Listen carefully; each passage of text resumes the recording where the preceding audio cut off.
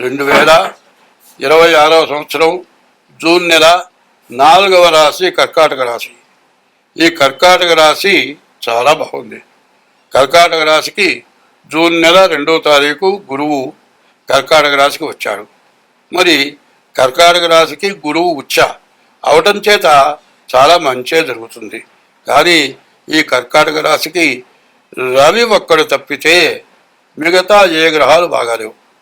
సరిగ్గా గోచారరీత్యా చెప్పాలంటే పూర్తిగా ఏమీ బాగాలేదు అని చెప్పాలి. కానీ జన్మ లగ్న రీత్యా మాత్రం చూడాలి. గురువు మంచివాడు, జ్ఞానం గలవాడు, దేవతల గురువు. అటువంటి గురువు అపకారం చేయడు. కాబట్టి మీరు ముందుగా జాగ్రత్త పడితే మీకు ఎటువంటి సమస్యలు రావు. ఏకాదశంలో రవి ఉన్నాడు. రవి ఒక్కడు బాగుండకపోతే హస్త సాముద్రికలో రవిరేఖ లేకపోయినట్లయితే వాడి జీవితమే వృధా ఉంది. రవి బాగున్నాడు కాబట్టి మీకు మంచి మార్గం ఉంది. అయితే కుజుడు రాహుకేతువులు బాగాలేరు. ఇది కాల సర్పదోషం కనబడుతోంది. శుక్రుడు కూడా బాగాలేడు. మరి ఈ టైంలో మీరు చాలా ఇబ్బంది పడతారు. కాబట్టి ముందు మీ డేట్ ఆఫ్ బర్త్ ద్వారా తప్పనిసరిగా జాతకం చూపించుకోండి. ఈ రాశి వాళ్ళకి చాలా మేలు జరగబోతోంది. దాన్ని మేలుని ఉపయోగించుకోవాలంటే మీ డేట్ ఆఫ్ బర్త్ ద్వారా మీ జాతకం చూపించుకోవడం చాలా అవసరం. కాలసర్పదోషం, కుజదోషం, వివాహంలో షష్టాష్టకాలు ఉన్నాయి. షష్టాష్టకాలు వచ్చినా కూడా చాలా ఇబ్బందికరం. కాబట్టి ఇవేమీ లేకుండా జాగ్రత్తగా మీ జాతకం చూపించుకుంటే మీకు అన్ని విధాలా బాగుంటుంది. స్వస్తి. శ్రీ గురుభ్యో నమః. హరి ఓం. శ్రీ మహాగణాధిపతయే నమః. శ్రీ మహాసరస్వత్యై నమః. శ్రీ గురుభ్యో నమః. హరి ఓం. యః కర్తా జగతాం భర్తా సంహర్తా మహసాం నిధిః ప్రణమామి తమాదిత్యం బహిరంతస్తమోపహమో. యః కర్త అందరికీ కర్త అయినవాడు, సంహర్త అందరినీ సంరక్షించేవాడు, మహాసాం నిధి ప్రపంచం మొత్తానికి కూడా ఆధారభూతుడై ఉండి అందరినీ పోషించేటువంటి వాడు. యః కర్త జగతాం భర్త సంహర్త మహాసాం నిధి ప్రణమామి తమాదిత్యం. అటువంటి సూర్య భగవానుడికి నమస్కారం చేస్తూ ఉన్నా.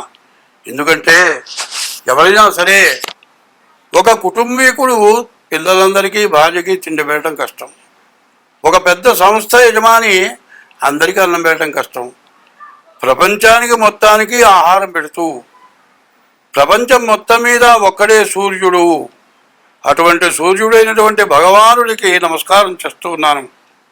మనం ముందుగా జూన్ నెల 2వ తారీఖు రోజున గురువు మిథునం నుంచి కర్కాటకాన్ని మారుతూ ఉన్నాడు.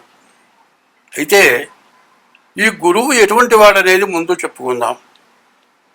గురువు మనకు చెడుగా ఉన్నా కూడా మంచివాడికి మంచి బుద్ధి ఉంటుంది, చెడువాడికి చెడు బుద్ధి ఉంటుంది. శత్రుస్థానంలో ఉంటే కూడా ఆయన అపకారం చేయడు. ఎందుకంటే బ్రాహ్మడైన వాడిని చెంప మీద ఒక దెబ్బ కొడితే వాడు ఏం చేస్తాడు? వాడి కర్మ వాడు అనుభవిస్తాడంటాడు. బ్రాహ్మణులందరికీ దేవతలందరికీ గురువు ఎవరయ్యా అంటే దేవగురువు బృహస్పతి. అటువంటి బృహస్పతి ఎవరికి ఎట్టి పరిస్థితుల్లో అపకారం చేయడు. అయితే మిథున రాశి నుండి గురువు ఇప్పుడు కర్కాటక రాశికి వచ్చాడు. కర్కాటక రాశికి ఉచ్చ. అయితే దీనికి ఏం చెప్పాలి? 1ంటికి గురువు వచ్చాడు. దీనికి ఒక శ్లోకం ఉంది. యఃకర్త ఒక సూర్యుడు కానీ కుజుడు కానీ శని కానీ ఈ 3 గ్రహాలు ద్వాదశాష్టమ జన్మస్థం శని అంగారకో గురు కుర్వంతి ప్రాణ సందేహం స్థాన చలనం ధరక్షయం. గురువు కానీ శని కానీ కుజుడు కానీ 12 అష్టమం 8 అర్ధాష్టమం 4 జన్మస్థం 1 ద్వాదశంలో ద్వితీయంలో శని కానీ గురువు కానీ కుజుడు కానీ ఉంటే బ్రతుకు తెరువు లేకుండా ఉండే స్థలం మారిపోయి బ్రతుకు తెరువు దొరక్క అసలు ఎందుకు పనికి రాకుండా మళ్ళీ జీవనోపాధి దొరకని పరిస్థితి వస్తుంది అని చెప్పింది. కానీ గురువు మాత్రం మిగతా రాశులు వేరు. కర్కాటక రాశికి చంద్రుడు అధిపతి. ఈ కర్కాటక రాశిలో మరి పునర్వసు నక్షత్రం 4వ పాదంలో రామచంద్రమూర్తి కర్కాటక రాశిలో ఉద్భవించాడు. అందువల్ల కర్కాటక రాశి చాలా పుణ్యప్రదమైనటువంటి రాశి. తర్వాత పుష్యమి నక్షత్రం వచ్చింది. ఇజ్యాద్యౌ శిష్య పుష్యేతు పూజితో గురునామక వాగీశ్చామరేజ్యశ్చ జీవో దేవపురోహిత అనుంది. గురువు చాలా మంచివాడు. అటువంటి గురువు కర్కాటక రాశికి వచ్చాడు.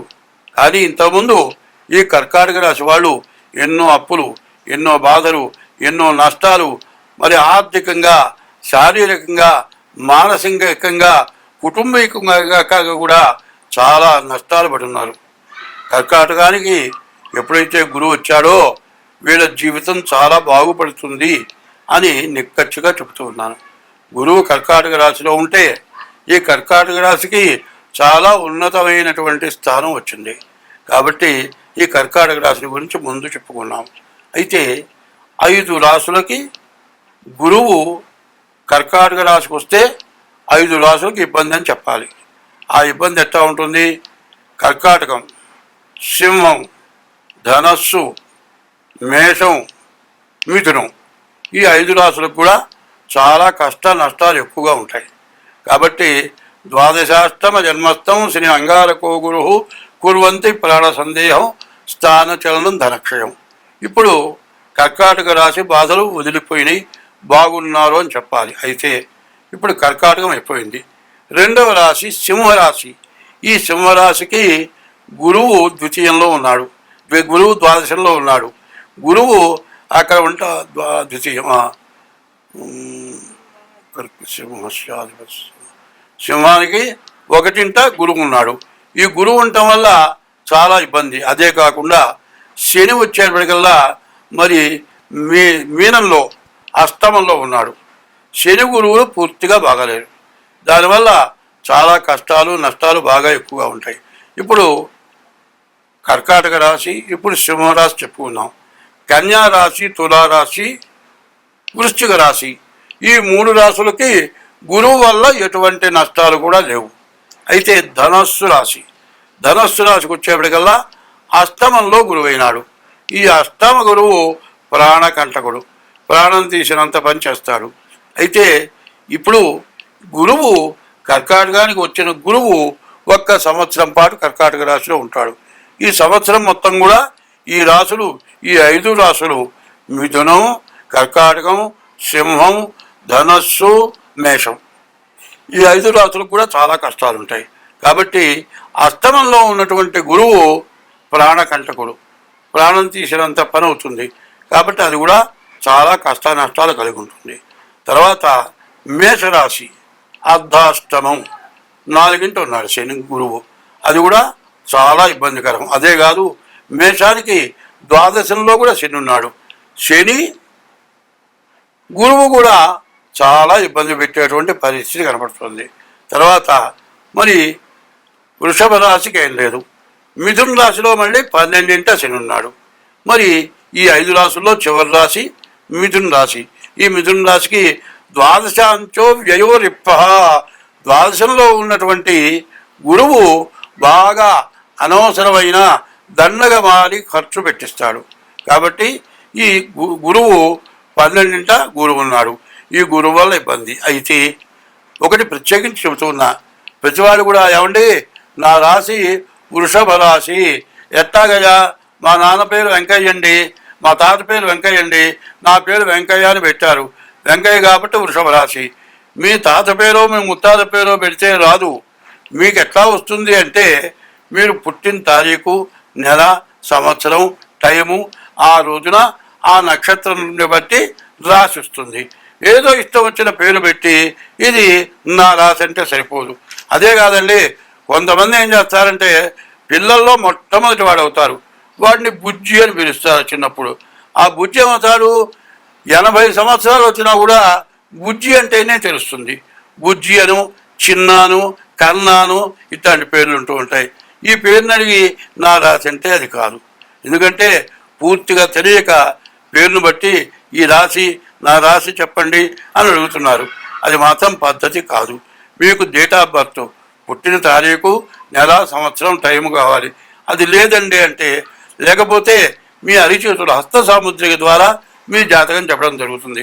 అట్లా చెప్పాలి అంటే 60 వంతులే హస్త సాముద్రిక ద్వారా వస్తుంది.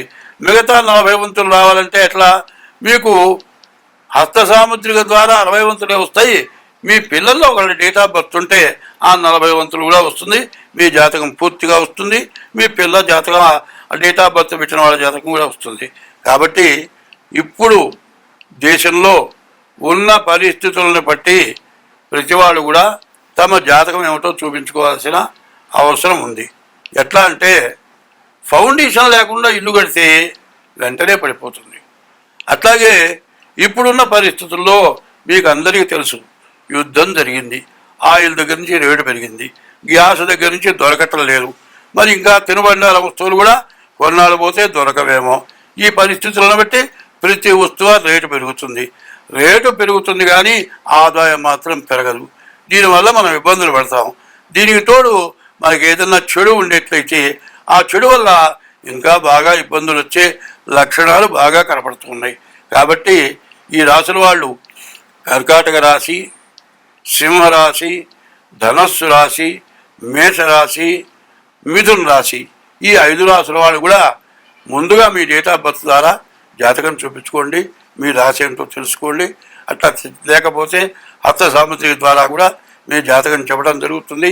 అట్లా మీకు కావాలంటే నా పేరు పంగులూరు లక్ష్మీనారాయణ. నా ఫోన్ నెంబర్లు 6300061241. ఇంకో నెంబర్ ఉంది 7801071946. ఈ నెంబర్లకు ఫోన్ చేసి తగినటువంటి ఫీజు చెల్లించి మీ జాతకాలు చెప్పించుకొని మీరు ఇబ్బందుల నుంచి బయటపడండి. నా ఉద్దేశం ఏంటంటే డబ్బుల కోసం చెప్పే జాతకాలు కావు, మీరు బాగుండటం కోసమే చెప్పేది. అనవసరమైన డబ్బులు మీ దగ్గర పొందడం జరగదు. చక్రం వేయాలంటే రాశి చక్రం, నవాంశ చక్రం, మహర్దశలు, విదశలు ఇన్ని వేస్తే కానీ మీ జాతకం పూర్తిగా అర్థం కాదు. మరి కంప్యూటర్ ద్వారా నేను మాత్రం జాతకం వేయను. పంచాంగాన్ని బట్టి జాతక చక్రం వేస్తాం. కంప్యూటర్ ద్వారా వచ్చేది ఎక్కువలు తక్కువలు వస్తాయి. కాబట్టి కరెక్ట్గా జాతక చక్రం వేయాల్సి ఉంటుంది. కాబట్టి తగినంత ఫీజు తీసుకుని మాత్రం నేను జాతక చక్రం వేస్తాను. మీకు అందరికీ ఉపయోగపడతాను. అది మాత్రం ఏదో స్వార్థంతో మాత్రం చేసేది కాదు. స్వస్తి.